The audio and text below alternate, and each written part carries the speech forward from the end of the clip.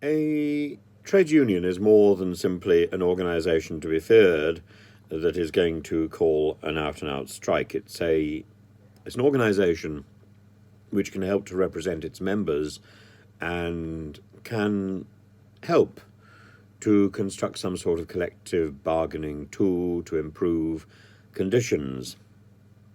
Indeed, in 1995, some Michael Bett actually encouraged the possibility of a trade union for the army, though the army is by nature in Britain forbidden from being involved in any form of strike action. Now, various people, when I mentioned the whole idea of the opportunity to strike, and I was fairly broad in the picture that I painted, various people have suggested that I was wrong to include prison officers. Now, prison officers technically are not allowed to strike today, but they have gone on strike in 2016 and 2018. And police officers, again, are not allowed to strike, but it was the police officers' strike in 1918 which produced lots of the legislation that stops particular people of essential services from striking. Now, the legislation which is being proposed at the moment is really an attempt to expand that list and to develop the idea that there are protected industries.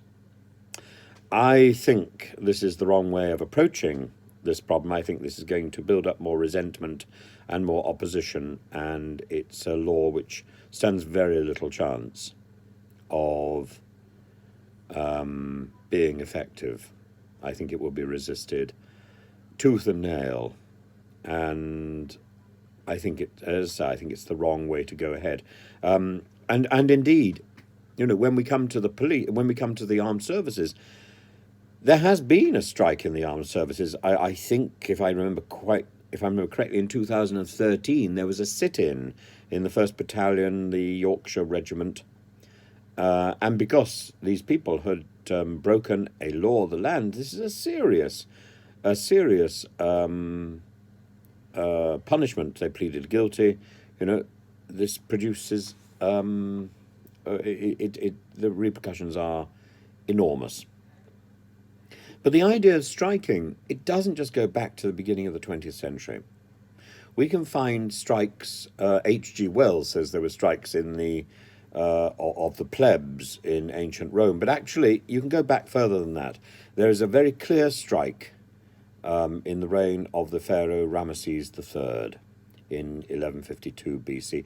That would be, I think, the first instance of collective action by workers downing their tools to put pressure on the government of the day to sort out a trade dispute.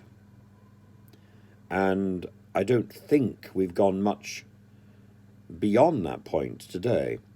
A strike should be the final action by a trade union, not the first action.